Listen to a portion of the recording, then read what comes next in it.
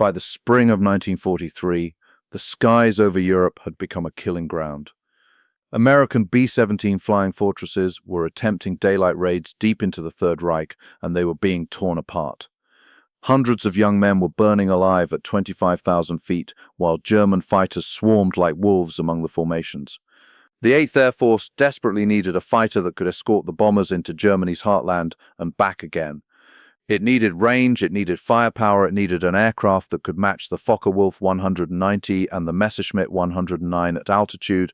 What they received instead was a 6-ton monstrosity that pilots immediately christened the Jug because it resembled a milk bottle. It couldn't turn worth a damn, it climbed like a freight elevator, and it had barely enough range to reach the French coast before running dry. Yet this ungainly brute would claim more enemy aircraft destroyed than any other American fighter in the war. It would drop more ordnance than any single-engine aircraft in history, and it would bring pilots home when any sensible aircraft should have fallen from the sky in flames. This is the story of the Republic P-47 Thunderbolt, an aircraft nobody wanted, everyone feared to fly, and that ultimately won the war. To understand how the P-47 came to be, we must travel back to 1931 and to a man named Alexander Prokofiev de Seversky. De Seversky was a former Russian Imperial Navy pilot who'd lost his right leg after being shot down during the First World War. After the revolution, he emigrated to America, bringing with him radical ideas about air power and aircraft design. In 1931, his struggling Seversky Aircraft Company produced a remarkable amphibian called the SEV-3. It featured an innovative semi-elliptical wing, thin, fast, and efficient, unlike anything else flying at the time. That wing would prove to be the foundation of every fighter that followed. Working alongside de Seversky was a brilliant Georgian engineer named Alexander Kartveli. The two men couldn't have been more different. De Seversky was a visionary, a showman, passionate and difficult to work with. Kartveli was methodical, analytical, a man who solved problems with mathematics rather than speeches. Throughout the 1930s, this partnership evolved the basic SEV-3 design into a series of increasingly capable aircraft. First came the BT-8 trainer, then the Seversky P-35 fighter, accepted by the U.S. Army Air Corps in 1937. It was America's first modern all-metal fighter with retractable landing gear and an enclosed cockpit. But de Seversky had a problem. The Air Corps was becoming obsessed with liquid-cooled inline engines, specifically the Allison V1710 V12. The American military establishment believed that streamlined inline engines represented the future, just as they had for the British and Germans. Radial engines with their blunt profiles and exposed cylinders were considered outdated, suitable perhaps for bombers but not fighters.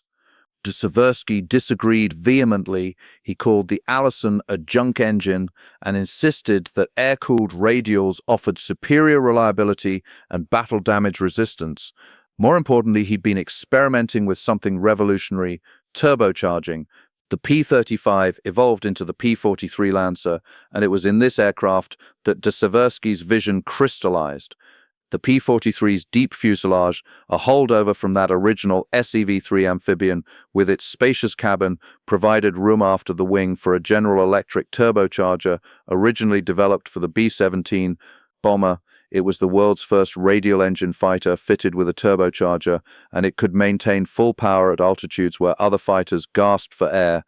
However, by 1939, de Seversky's difficult personality and poor business management caught up with him. His own board of directors staged a palace revolution and threw him out of the company he'd founded. The firm was renamed Republic Aviation Corporation, and Alexander Kartveli became vice president of engineering. It fell to Kartveli to design Republic's next fighter. In early 1940, following the Air Corps' obsession with lightweight interceptors, Kartveli proposed the XP-47, and it bore no resemblance to the aircraft we know today. The original XP-47 was to be a 600-pound midget wrapped around an Allison inline engine, armed with just two .50 caliber machine guns and possessing no turbocharger. It was meant to be a swarm fighter, cheap and expendable, designed to intercept bombers that would never actually threaten American shores. Fortunately, the U.S. Navy had other ideas. While the Army worshipped at the Allison altar, the Bureau of Aeronautics was pushing Pratt and Whitney to develop something extraordinary, a 2000 horsepower air-cooled radial engine. The result was the R2800 double Wasp, 18 cylinders arranged in 2 rows, producing power that made contemporary engines look positively anemic. Along with the Rolls-Royce Merlin, the R2800 would prove to be one of the 2 most important Allied engines of the war. On June 12, 1940, Fcw submitted a radical redesign. Legend has it he sketched the basics during an overnight train journey to Wright Field in Dayton, Ohio, though the reality was undoubtedly more complex. What emerged was an entirely new concept: marry the massive R2800 to the P-43's turbocharger system, wrap it in that proven semi-elliptical wing, and arm it with 6, later 8, 50 caliber machine guns. The Army ordered a prototype on September 6, 1940. What Republic's engineers created was staggering. The XP-47B weighed nearly 6 tons, more than twice the mass of a Spitfire. The turbocharger, mounted in the aft fuselage, required an elaborate maze of ducting that fed engine exhaust back to drive the turbine, then returned compressed air forward through an intercooler to the engine intake. The distinctive horse collar cowling around the nose wasn't just aesthetic, it was functional, scooping cooling air for that intercooler. 8 50 caliber Browning machine guns and their ammunition boxes filled the wings so completely that there was no room for fuel tanks. All 305 gallons had to go into the fuselage. At the R2800's thirsty consumption rate of 100 gallons per hour, this gave the Thunderbolt a combat radius of just 165 miles. The Army didn't care, they wanted an interceptor, and interceptors didn't need to go far. On May 6, 1941, test pilot Lowry Brabham climbed into the XP-47B, a Republic's field in Farmingdale, Long Island. The runway was wet from morning rain. He advanced the throttle, and the massive fighter accelerated down the concrete. Witnesses reported the takeoff roll seemed to go on forever. Then it flew, and remarkably it flew well. The first operational Thunderbolts, P-47Bs of the 56th Pursuit Group, soon to become the 56th Fighter Group, arrived in early 1942. Their initial assignment was decidedly unglamorous, defending Republic's own factory on Long Island and other aviation facilities along the American northeast coast. Pilots nicknamed it the Jug, though exactly why remains disputed. Some claim it stands for Juggernaut, but the more likely explanation is far simpler. The aircraft's rotund fuselage resembled a milk jug. Photos of maintenance crews standing beside a P-47 make it look as though a child has climbed into the cockpit at an air show. Even Fcw reportedly said, "Nice aeroplane, but it is too big." Size, however, would prove to be an unexpected advantage.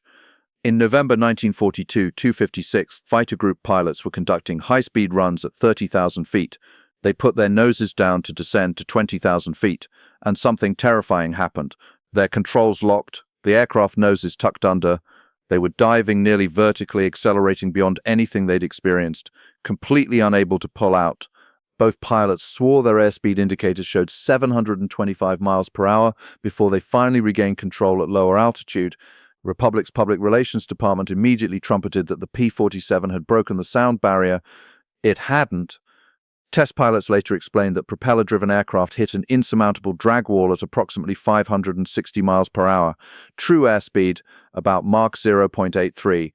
Beyond that speed, the propeller simply cannot be pushed any faster through the air. The indicated 725 miles per hour was an instrument error caused by the pitot-static system being unable to vent properly during such an extreme dive. Nevertheless, the Thunderbolt's diving performance was genuinely spectacular. It went downhill like a dropped safe. This characteristic would later prove invaluable in combat.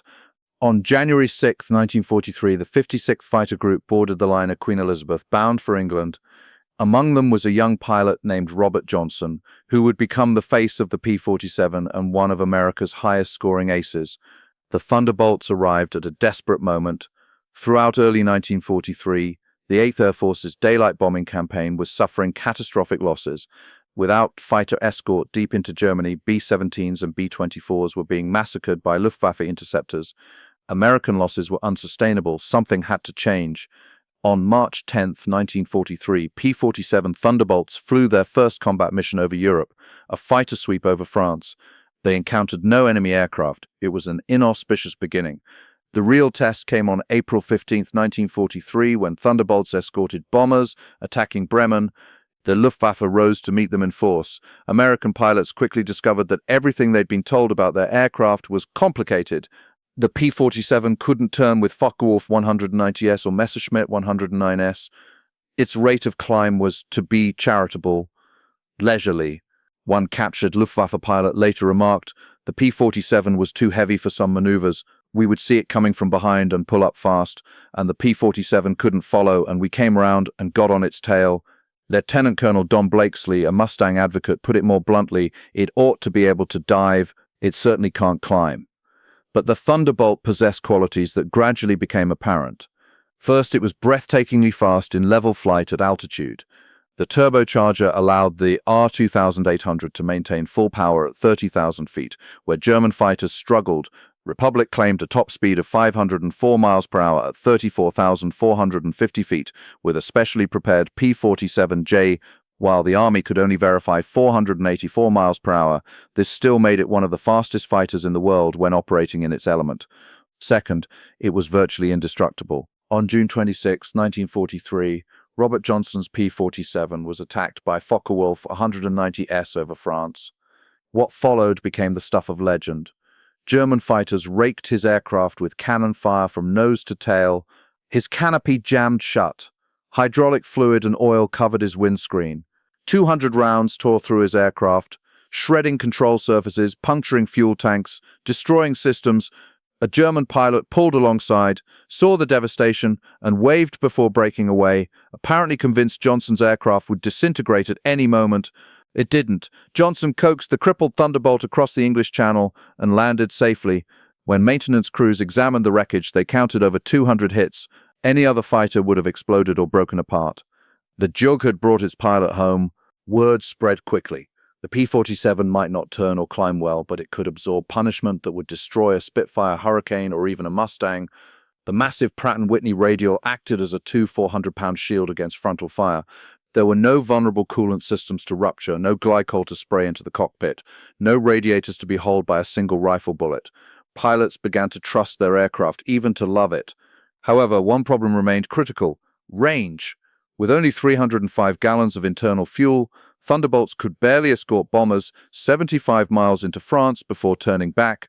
The Luftwaffe quickly realized this and simply waited beyond the P-47's reach to savage the bombers. Alexander Kartveli initially resisted external fuel tanks, calling them ornaments that would ruin his aircraft's clean aerodynamic lines. He was overruled.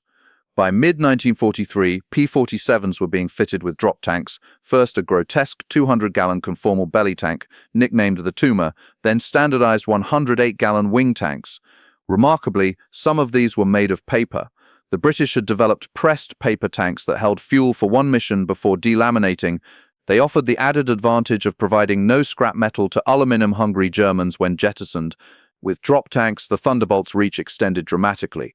By early 1944, P-47s could escort bombers almost to Berlin and back.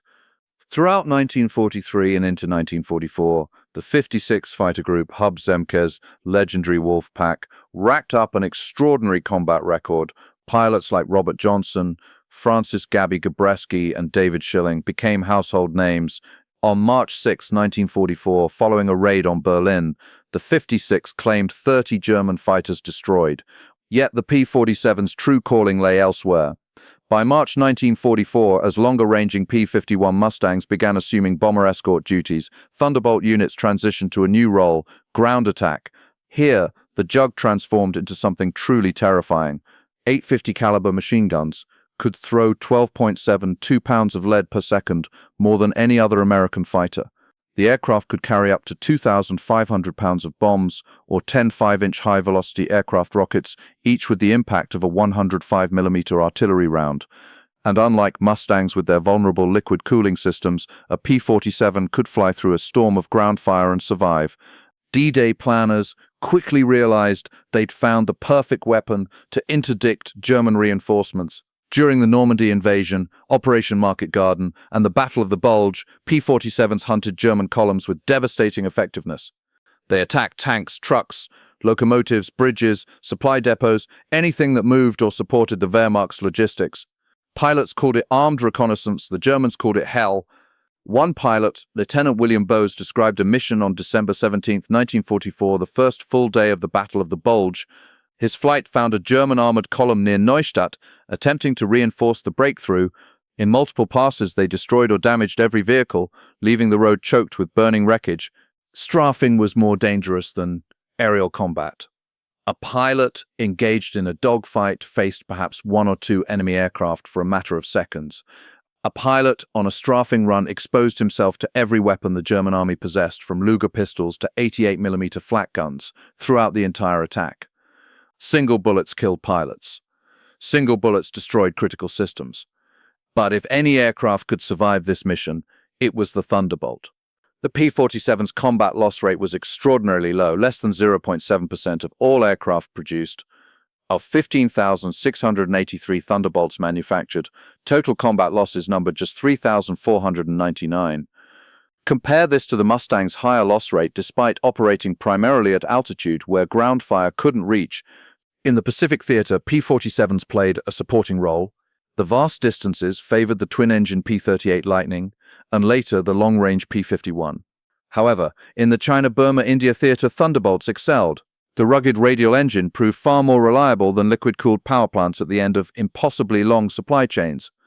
By late 1944, with the strategic bombing campaign winding down and ground forces advancing rapidly into Germany, the Army Air Forces threatened to shut down P-47 production entirely.